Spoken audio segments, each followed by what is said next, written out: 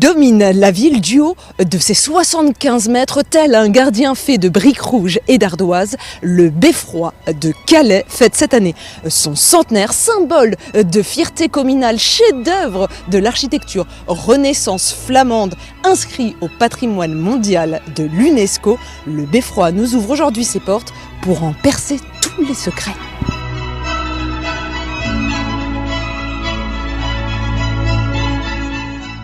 Mais Aurélie, quelles sont les origines de ce beffroi ?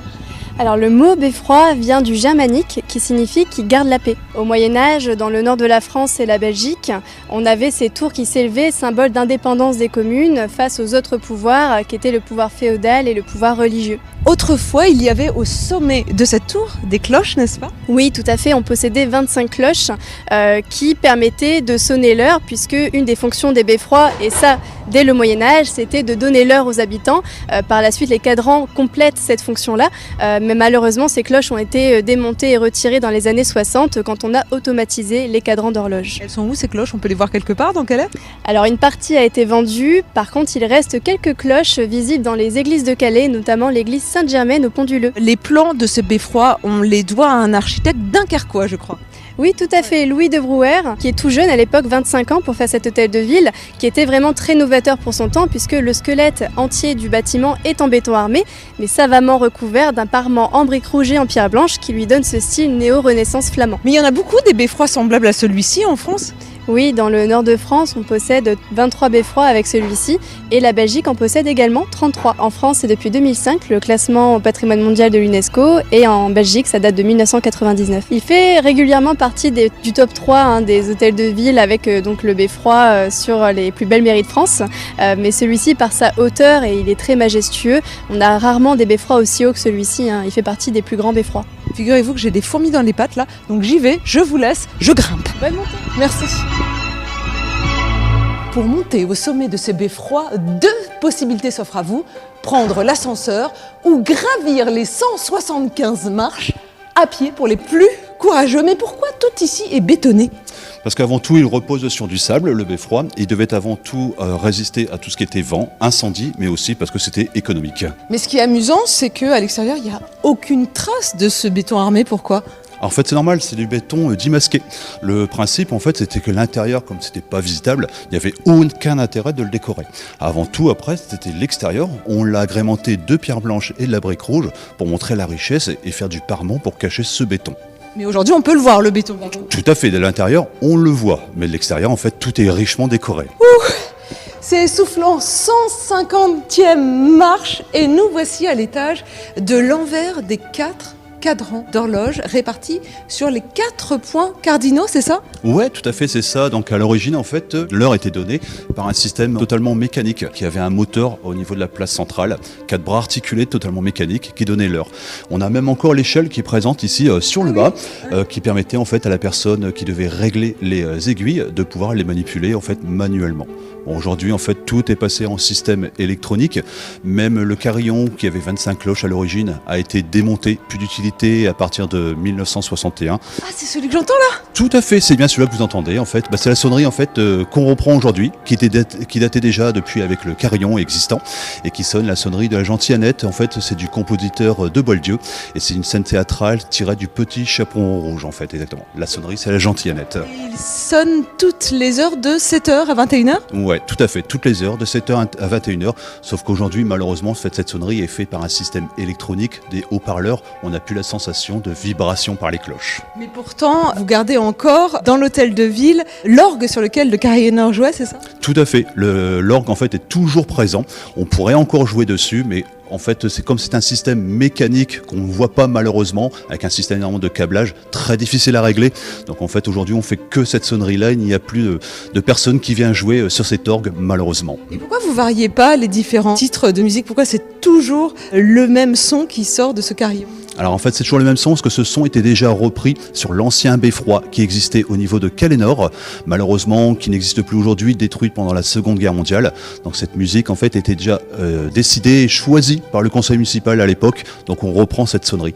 Il faut savoir quand même qu'il y a plusieurs sonneries qui sont enregistrées ici, donc entre autres la Marseillaise. Malheureusement en fait le système est trop compliqué au niveau mécanique pour pouvoir le régler, on l'a mis uniquement en fait sur la composition de Boieldieu. D'accord. Si vous voulez, je peux aller jeter un coup d'œil et voir si je peux y arriver à tout remettre en place, non?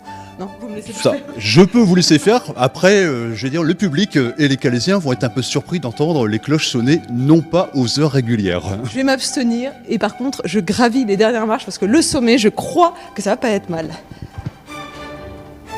Ah, nous voici enfin au sommet de ce beffroi. Nous sommes à 55 mètres de haut et alors on a une vue extraordinaire à 360 degrés sur tout Calais. Tout à fait. Donc avant tout, sur la partie nord, on a le Calais historique. Donc on peut revoir en fait la citadelle, les anciennes fortifications. On peut voir la tour du Guet. On peut voir le dragon de la Compagnie des Machines. On peut voir aussi l'église Notre-Dame où Charles de Gaulle s'est marié, le phare, et ainsi que la construction en fait de, on va dire, de la ville moderne, parce que malheureusement tout a été détruit pendant la Seconde Guerre mondiale sur cette partie.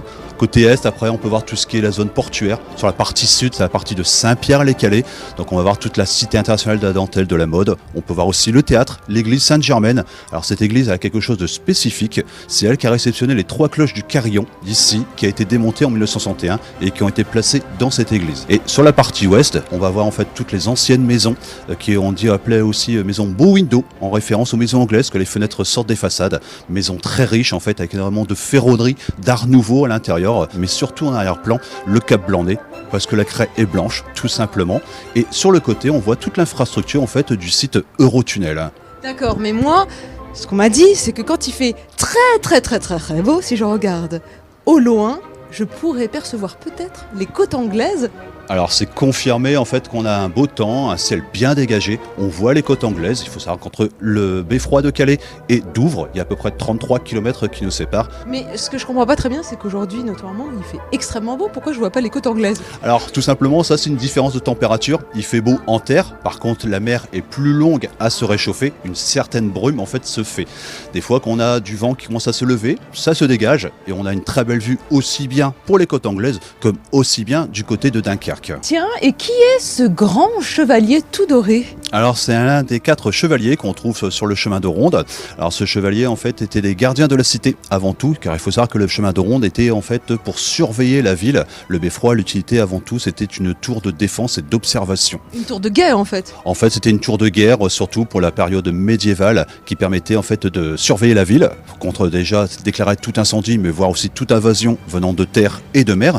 Et en même temps aussi le beffroi servait à conserver les chartres qui étaient signées entre les notables de la ville et aussi le seigneur au niveau du château de Boulogne. Mais de qui s'est-on inspiré pour réaliser ces statues? Qui représentent-ils tous? Alors pour les Calaisiens, en fait, ces chevaliers représentent exactement le duc de Guise. Donc François de Guise, dit le Balafré, qui est un duc en fait venant de Lorraine et qui reprend Calais aux Anglais en 1558. Ah, c'est le libérateur de la ville donc. Tout à fait. Après 211 ans en fait d'occupation anglaise, c'est le libérateur de la ville sous Henri II qui vient reprendre la cité et remettre en fait Calais au royaume de France. Oh, et au-dessus de nos têtes, là, tout là-haut, c'est la girouette, c'est un dragon? Oui, tout à fait, c'est un dragon en fait, c'était un symbole médiéval. Le dragon avant tout était un symbole de protection et de loyauté au niveau de la cité. Ce que je ne comprends pas, c'est pourquoi ce beffroi est situé là, précisément dans la ville de Calais et pas ailleurs.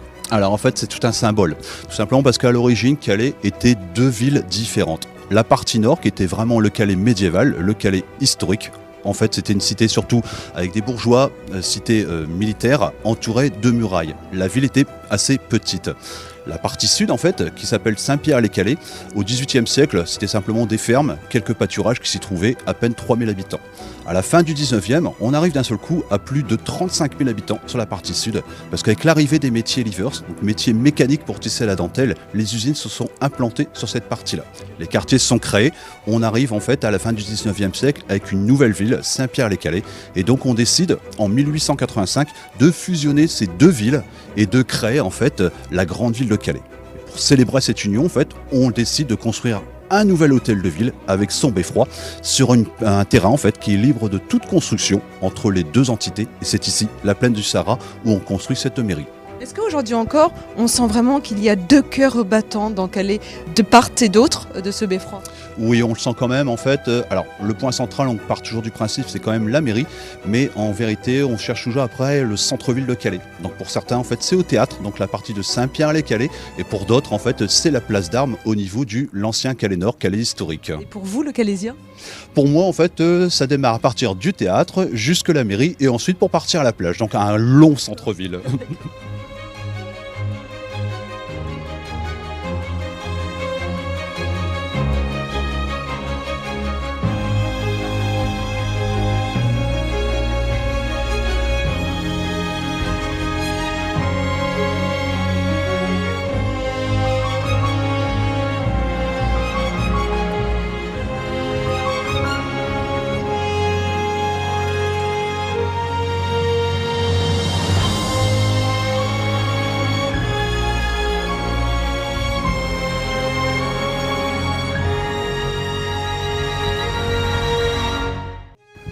Direction à présent l'hôtel de ville. Et dites-moi Aurélie, vous n'allez pas réorganiser mon mariage là ici? Non, c'est pas prévu. On a un mariage à 15h. Oh là là, tout est dans son jus là, avec cette entrée à tourniquet.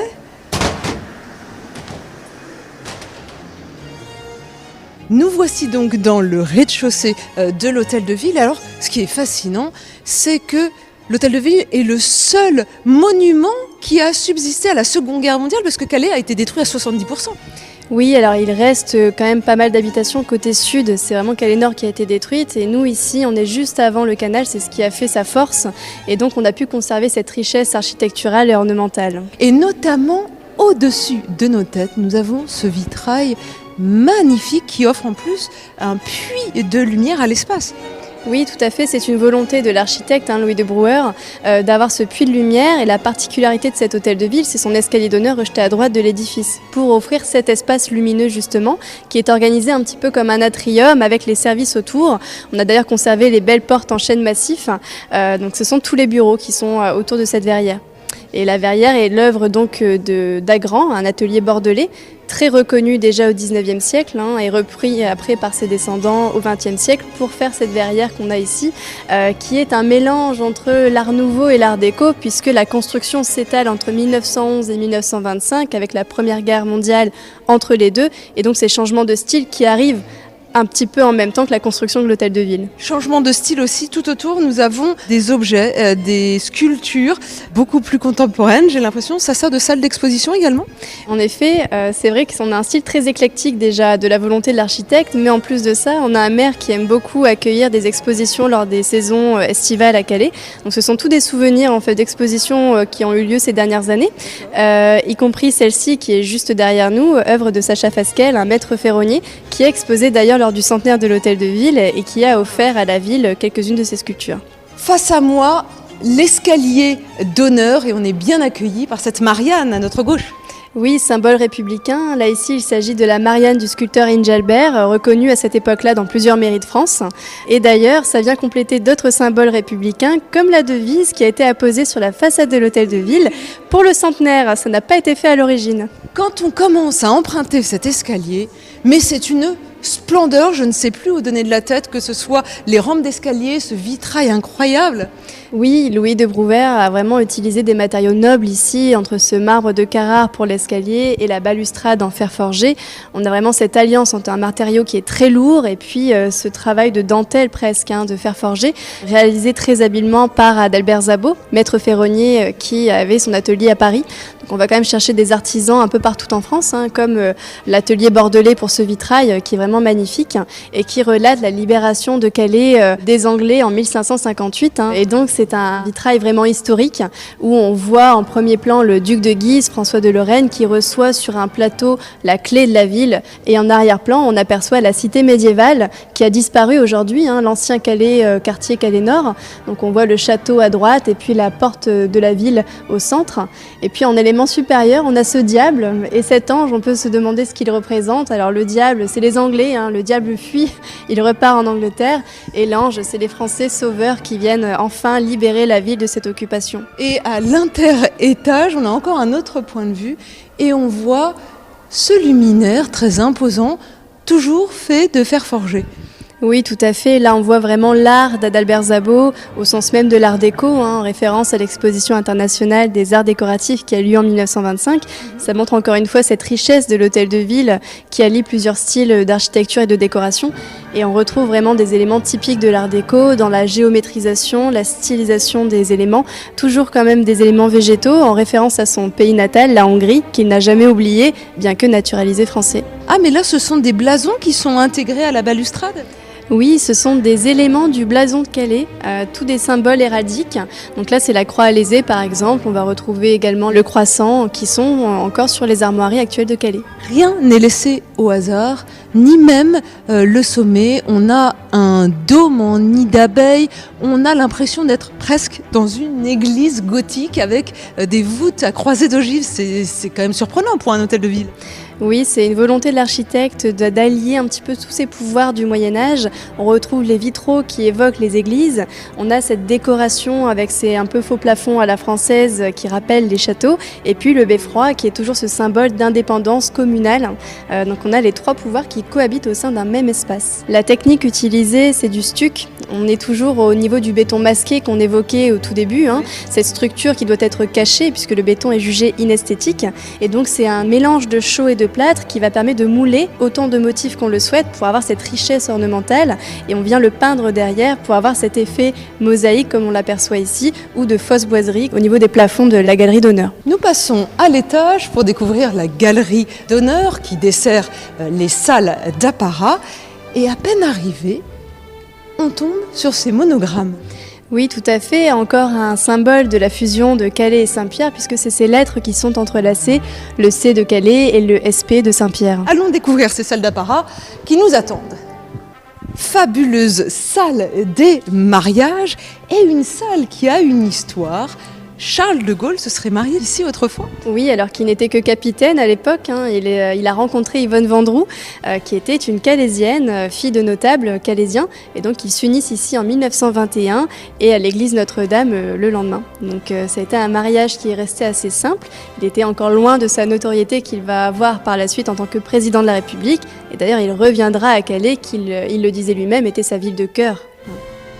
Là, encore une fois, du trompe-l'œil, c'est du stuc et pas du bois.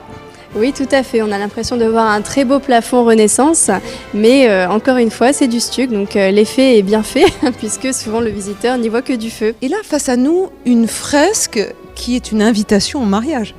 Oui, tout à fait. L'artiste Adrienne Boldemont, une femme artiste sur la Côte d'Opale, a réalisé cette très jolie fresque très douce qui évoque la floraison, un amour qui éclot presque avec ces jeunes mariés entourés de tous ces enfants et de ces banderoles de fleurs.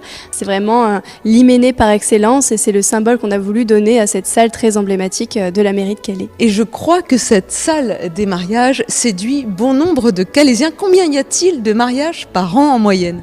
Oui, l'état civil travaille beaucoup. C'est vrai que l'été, on peut avoir 11 mariages un samedi. Donc c'est une cadence qui est assez énorme. Mais la salle est tellement belle que forcément, elle est un peu victime de son succès, si je puis dire. Tellement victime de son succès que là, on nous fait signe qu'il faut sortir parce qu'il y a un mariage qui arrive. Alors passons aux autres salles. Nous entrons à présent dans la salle sans doute la plus grande de l'étage, le grand salon. Oui, tout à fait. C'est la plus grande salle. Elle fait toute la façade de l'hôtel de ville. Elle mesure plus de 40 mètres de long sur 15 mètres de large, adaptée pour tenir des bals. C'était le... Il y a de la place pour danser là. Oui, tout à fait. Mais là, j'imagine qu'on ne fait plus vraiment de bal. Quelle cérémonie se déroule ici ? Les cérémonies officielles, puisqu'effectivement nous avons un parquet, une partie des éléments sont classés monuments historiques. Donc on a l'autorisation et surtout la protection à mettre en place ici de ce parquet Versailles par exemple. Le nom évoque d'ailleurs le parquet qu'on trouve à Versailles et donc ça a engendré l'interdiction puisque les talons aiguilles des dames ont un petit peu endommagé certains endroits de ce parquet. J'ai bien fait de ne pas mettre mes talons. Mais ces deux portes-là, en face de moi, de part et d'autre de la salle, ça ressemble au foyer d'une cheminée qui serait condamnée par ces portes. Oui, tout à fait. C'est deux cheminées qui sont tout à fait fonctionnelles, mais elles sont décoratives, elles n'ont jamais servi. Donc effectivement, elles ont un aspect très monumental qui rappelle encore une fois cet effet château qu'on a dans l'hôtel de ville. Et puis en plus, sur ces cheminées, on a encore un écho à l'histoire de Calais, puisque là, ici, se trouve le blason de Saint-Pierre-les-Calais, tandis que de l'autre côté, nous avons l'ancien blason de Calais. Mais des blasons, il n'y en a pas que 2, il y en a tout plein. C'est vitraux. Oui, tout à fait. Les vitraux, les murs, même les caches radiateurs, jusque dans les petits détails, nous avons le blason. Il y en a plus de 70 dans cette salle qu'on aurait pu bientôt requalifier de salle des blasons, tellement c'est omniprésent. Mais c'est des blasons qui représentent quoi? Toujours Calais? Oui, en fait, c'est le Calaisis. Là, on a les anciennes villes autour de Calais. Par exemple, on a Andres ici, on va avoir Ouat, qui est devenu Ouat-Plage aujourd'hui. Et puis à l'arrière, c'est toutes les familles de notables calaisiens, donc les anciens maires, les nobles, les commandants. Voilà, on a vraiment tout un panel qui raconte encore une fois l'histoire au Moyen-Âge de Calais. Ah, mais là, c'est une maquette en mécano, non Aurélie? Oui, tout à fait. Nous avions une usine mécano à Calais. C'était d'ailleurs la dernière usine d'Europe qui continuait de produire à presque 30% à l'échelle mondiale. Mais malheureusement, elle a fermé ces dernières années. Heureusement, on a eu tous les monuments en grande partie qui ont été réalisés, comme l'hôtel de ville ici. Nous avons l'église Notre-Dame aussi qui a sa maquette mécano. Donc c'est un joli souvenir. D'accord. Et là, juste derrière, on reconnaît les fameux dragons. Et oui, il n'y a pas que le dragon sur la plage encore une fois, ni la girouette du beffroi, puisque l'hôtel de ville aussi a ses dragons. Là ici ils sont rouges, un petit peu plus loin ils sont blancs. Donc encore une fois, un symbole très fort au Moyen-Âge, la protection de Calais. Donc il est là pour protéger ce nouveau Calais fusionné entre les deux communes. Et nous voilà dans la salle peut-être la plus solennelle, celle du conseil municipal. Oui, souvent on la considère un petit peu comme les tribunaux flamands, tout en bois du sol au plafond. Ça lui donne vraiment un aspect assez protocolaire, notamment avec le mobilier qui est d'origine. On a l'impression d'avoir les juges qui sont de ce côté-là avec les accusés de l'autre côté. Prends ce côté-là, attends, ça me rassure plus. Je vais choisir la place peut-être maîtresse de cette salle, puisque j'occupe tout simplement la place de Madame le maire. Oui, tout à fait. Madame le maire, Natacha Bouchard, maire depuis 2008. Et là, ici, à ses côtés, ce sont ses adjoints qui s'installent. Et en face, les 49, au total, conseillers municipaux qui sont disposés dans cette salle. Et les loggias, c'est pour le public qui s'installe donc tout là-haut. Et les bancs pour les journalistes. Mais de quoi discute-t-on ici? Quelles ont été les grandes lois peut-être qui ont été décidées ici ou peut-être des événements très marquants dans l'histoire de Calais?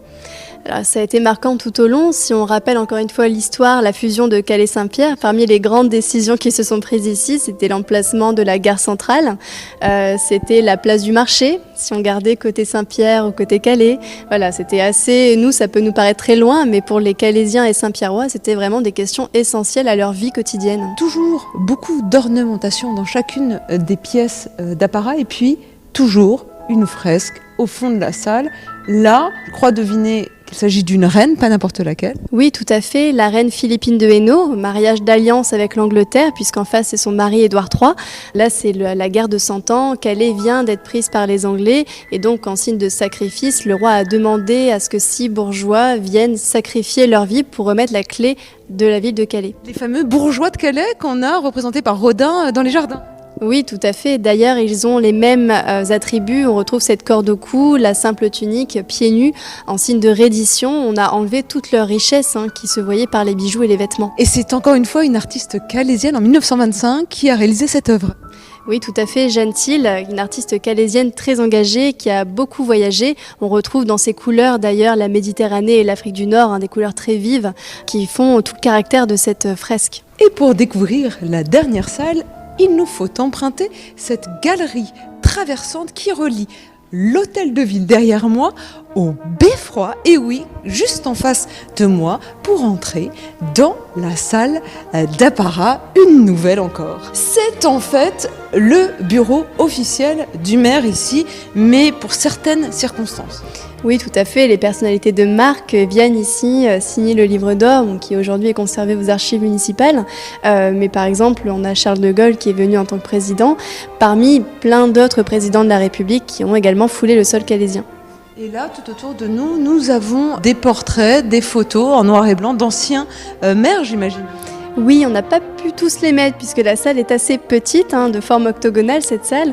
On a les maires principalement masculins et puis une femme qui se détache et qui est le maire actuel de Calais, Madame Bouchard, première femme maire de Calais. Et juste au-dessus de nous, là encore, mais les plafonds sont toujours très saisissants, quelles que soient les pièces. C'est octogonal en plus. On a comme des mini-dômes avec des mosaïques dorées à l'intérieur. Oui, là vraiment l'accent est mis sur ce plafond avec un style alliant art déco, avec un petit peu d'exotisme. Effectivement, comme vous le disiez, ces coupolettes et ces mosaïques qui vraiment donnent une splendeur à cette salle qui est vraiment emblématique de toute la décoration de l'hôtel de ville. Allez, changement de décor, nous voici à présent dans les jardins de l'hôtel de ville, des jardins à la française. Oui, on a vraiment un travail magnifique de ces jardins par les espaces verts. Calais, ville fleurie, 4 fleurs à Calais. Ces jardins à la française s'opposent aux jardins à l'anglaise. Ils sont beaucoup plus organisés, beaucoup plus géométriques. On a par exemple ces taupières, ces arbustes qui sont très bien taillés et puis assemblés avec tous ces fleurs de différentes hauteurs. Tout est vraiment travaillé, même le nombre de couleurs par parterre est défini pour que ce soit un jardin à la française. Et puis, autre détail et non des moindres, la fameuse représentation des bourgeois de Calais que l'on doit à ce grand sculpteur qui est Rodin. Mais qui sont ces bourgeois de Calais finalement ? Ce sont les hommes, les riches notables calaisiens qui ont donné la clé au roi d'Angleterre à la reddition de la ville. D'ailleurs, on retrouve cette clé tenue par un des bourgeois. Le plus connu reste quand même Eustache de Saint-Pierre sur le panneau central, reconnaissable à sa grande barbe. C'est vrai que c'est celui qui s'est avancé en premier pour le sacrifice pour sa patrie, pour Calais. Et puis là, au loin, sur l'hôtel de ville, la façade, je découvre 2 autres statues. Elles ont un rapport avec Rodin ou pas du tout ? Oui, Jules Desbois, le sculpteur qui les a réalisées, était un ami de Rodin. Et c'est Jules Desbois qui va parler des bourgeois de Calais à Rodin. Donc ce n'est pas la ville qui a sollicité Rodin, c'est lui qui s'est intéressé au projet. Mais comment se fait-il qu'ils soient en hauteur, ces bourgeois de Calais, et pas plus bas finalement ? C'est une volonté de la ville, mais pas la volonté de Rodin, puisque lui, il les voulait vraiment à ras du sol, pour qu'on soit à hauteur d'homme et qu'on s'identifie au personnage. Bon bah là, on les élève vers le céleste, c'est encore mieux. Si vous souhaitez à votre tour visiter l'hôtel de ville et son beffroi, sachez qu'ils sont ouverts toute l'année à l'exception du 1er janvier, du 1er mai et du 25 décembre. Horaire d'ouverture de 10h à midi et de 14h à 17h30 du mardi au dimanche. Prix d'entrée 8 €, 5 € en tarif réduit et puis c'est gratuit pour les moins de 5 ans.